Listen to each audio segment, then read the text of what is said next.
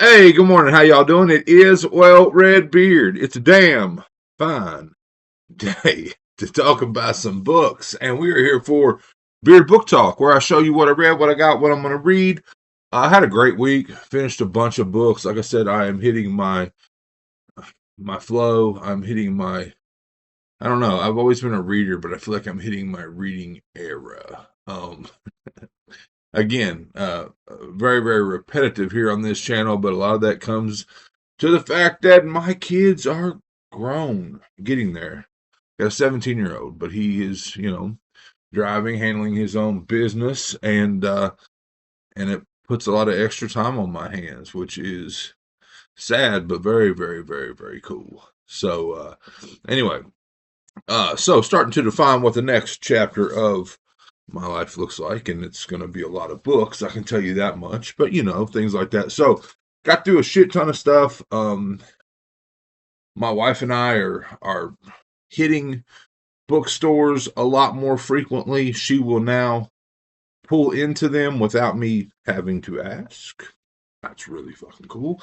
And so we went to a couple places. We went back to the International Book Project, which is, I've got a couple shorts up on that. Actually, I've got a tour of the place like I did as a short. Check that out. But I'm going to save those books for another video because, again, I bought a ton of books, and so I'll do like a little book haul with the stuff that I picked up there. So, stuff that I read.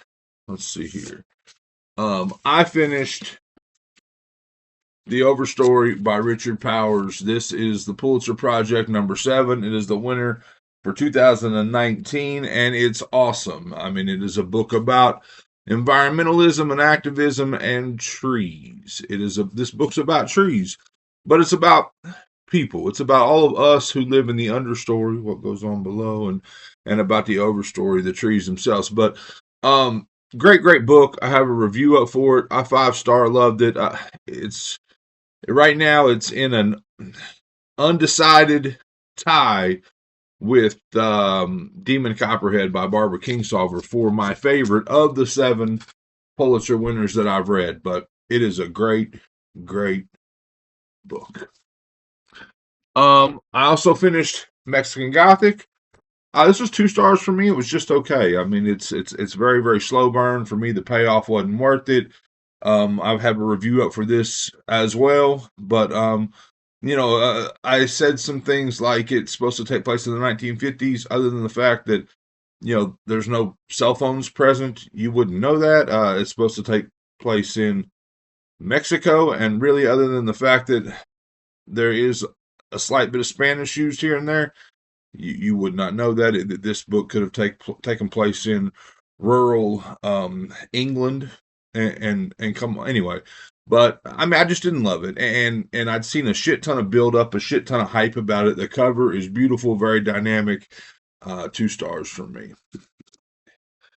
I finished The Obstacle Is the Way by Ryan Holiday. I've talked about him a lot here recently. I stumbled into his stuff here on here on YouTube. I mean, he's a writer. He's got a bookstore. He brings in famous people and like hands them books. His bookstore is supposed to only be books that he loves. Like it's not like unlimited amounts of titles. It's only books that he loves and thus I guess pushes, or whatever. But the one I saw yet had McConaughey in there. They talked a little bit about McConaughey's book, but then just he was handing him books, and it was just this cool back and forth between a couple guys. Now it was all, pretty much all nonfiction. A lot of it, I guess, what you would consider self-growth / philosophy. Like this book is always put on the self-growth shelf, but he's like a stoic. He's I guess what you would call what's the word I'm looking for? What's the word for studier? That's not the right word. He is deep into stoicism and into the Stoics like Marcus Aurelius and so on and so forth. Anyway, I haven't reviewed this yet. I should save some of this for the review, but I gave this book 4 stars. I really liked it. So this is The Obstacle Is the Way. And I finished Lark Ascending by Silas House. This is post-apocalyptic. It's got a I'm gonna forget some initials, but it's definitely got an LGBTQIA plus lean to it. The author is gay. A local Kentucky author.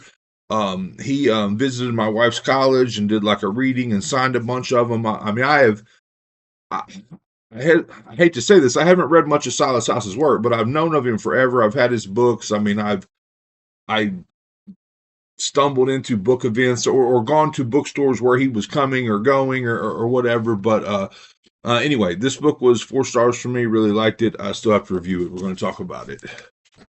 Okay. So that's all the stuff. I finished the stuff I'm working on.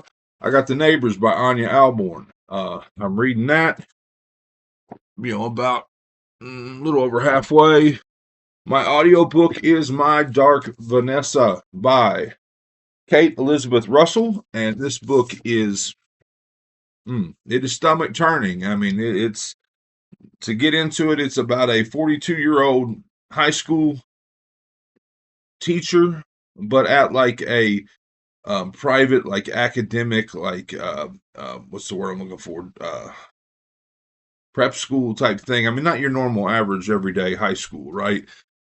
And he has a relationship with a 15-year-old girl, so there's a little bit of Lolita in there and all that stuff. And I don't know, like it's some of it is it's I just got to the I guess first intimate scene, and it is stomach turning, but very well written.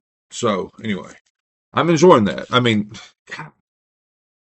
I'm not enjoying that, but I'm enjoying that, if that makes sense. So, my nonfiction, like I said, I'm doing some sort of nonfiction philosophy, self growth. Again, I think my self growth, I keep calling it that, but I think it leans more into philosophy than like self help, right? But anyway, so I'm doing Meditations by Marcus Aurelius, and I've read, maybe 15, 20 pages of it. Just started this morning, but yeah. And slowly, very, very slowly, reading a little bit of Dylan Thomas's collected poems. So when I finish The Neighbors by Anya Alborn, my current physical read that isn't nonfiction, right? The next Pulitzer book for me is going to be Less by Andrew Sean Greer. And then as far as like my next horror read, because that's kind of what I'm doing, rotating back and forth between a book I pick, a Pulitzer, a book I pick. Anyway, I don't know. I'm torn between going straight into another Anya Alborn that I have here that I'll show you, or one of these. So my final Catriona Award book, until she puts out another one, is her first novel, The Girl from Raw Blood by Catriona Ward. I might get into that one, or after having done Wake Up and Open Your Eyes, I want to do another Chapman at some point. I might get into Ghost Eaters by Clay McLeod Chapman. So that's stuff I'm thinking about. So that's everything I read, everything I'm going to read. I'm currently reading. So let's go through some book haul stuff I got, and we can get out of here. So went to a Barnes and Noble, and again, I don't often buy a shit ton of books in Barnes and Noble, but they had a buy one get one 50% off, and my wife and I picked a book. Each picked a book from the table, and I might be more interested in the one she picked than the one I picked, but both nonfiction, both stuff that I plan on reading at a minimum sometime this year. But she got The Secret History of the Rape Kit, a true crime story by Pagan Kennedy. I got Pathogenesis, a history of the world in 8 plagues. Both of them very, very happy-go-lucky style reads. But anyway, so we got those two, and then they had a table out front. I like those Barnes and Noble special editions. I like to have pretty copies of some of the books I've read on the shelf. These were $15, but they were buy one get one free, I think. Something like that. I've read both these books. I didn't have nice copies of them, so I picked up Treasure Island, and I picked up Alice's Adventures in Wonderland. in these nice, I don't know if they smell like leather, but nice faux or unfaux, non-faux, whatever, leather bound covers, because I like some pretty, for books I've read, classic books especially that I've read, I like having nice copies. So some other stuff that I got, some stuff I picked up on eBay. I think this is buy two, get one freeze, because I got to where I needed to read The Overstory by Richard Powers, and I didn't have it. And so I kind of like went and like looked at least the next 10 years and picked up every Pulitzer winner that I did not have, along with a couple other things. So A Visit from the Goon Squad by Jennifer Egan. It's a Pulitzer winner from somewhere in the 2010s. I'm not exactly sure which year yet. The Orphan Master's Son by Adam Johnson. Grabbed a copy of that. I got All the Light We Cannot See by Anthony Doerr. And I got The Sympathizer by Viet Thanh Nguyen. And I think that pretty much completes me on having the Pulitzer books that I need, as far as that goes. So, doing a little bit as far as getting prepared to have the books I need when I need them. Picked up a couple Anya Alborns. The Neighbors that I already showed you, I got that as well. But then I got Apart in the Dark, which is novellas by Anya Alborn. I got a book that's often talked about on the Ryan Holiday channel, which I thought it was nonfiction. I think it is definitely a historic novel, like historic fiction. It is an epic novel of the Battle of Thermopylae, Gates of Fire, 300.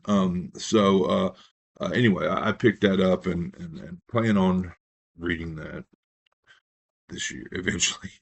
Also got The Creative Act, A Way of Being by Rick Rubin. Going to be doing this for my nonfiction time at some point. It's thickish, you know what I mean? So, but I have a copy of that now. And then the only other stuff I got was I went to Half Price Books. I did not buy very much there at all. I did get that copy of Meditations that you already saw that I'm reading. But these little miniature copies of books, they have these here. They're $7.99. I probably would not have paid $7.99, but this one was back on the $3 shelf. I've read Heart of Darkness. I didn't have a copy of it. I like these gold, what do they call it? Gold leaf style. I like these things. I mean, especially for $3. But anyway, so I picked up this copy of Heart of Darkness. I have not read Theodore Dreiser. My wife has. She needed she has a beat up, shitty copy of Sister Carrie. I can see it from here over on the shelf. I picked this copy up for $3 with the beveled edges and the New York Public Library Collector's Edition illustrated.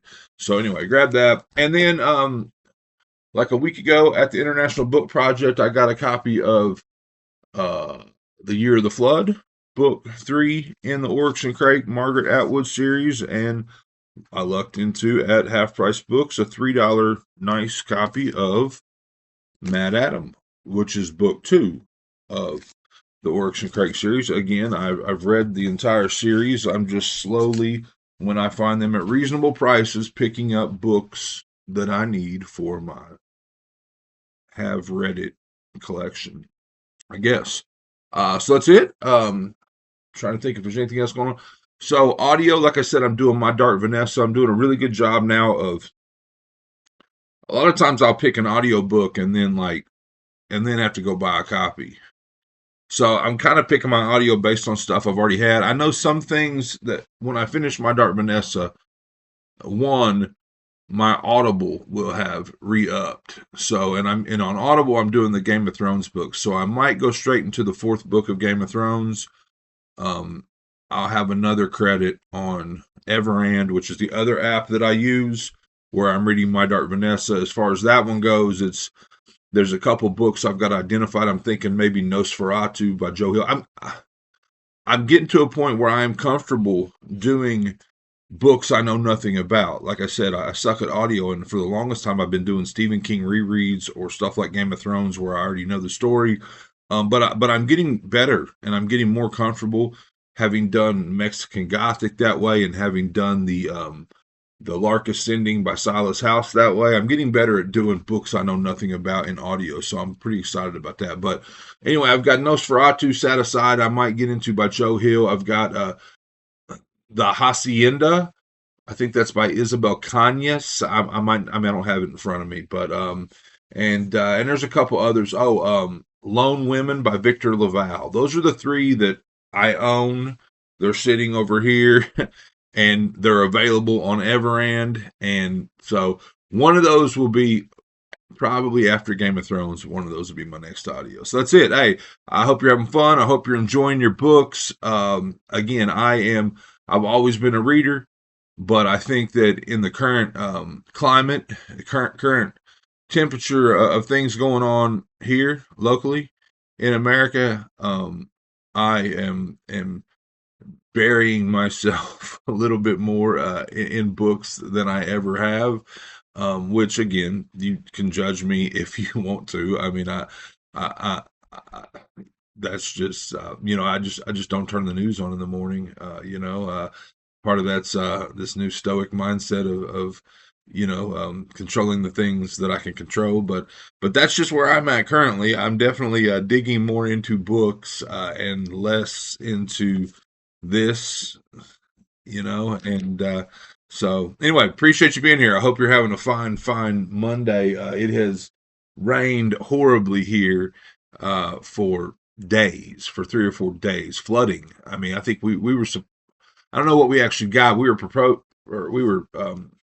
They said we were going to get 10 to 15 inches of rain, like in 3 days, and so rivers are flooding and whatnot. I live on a very high area, like the second highest point in this county, but it looks like we're getting at least, maybe it's not sunshine, but it ain't rain. So, anyway, well, Redbeard, I hope you enjoyed it. I hope you're enjoying all your books as much as I am. If not, you're reading the wrong damn books.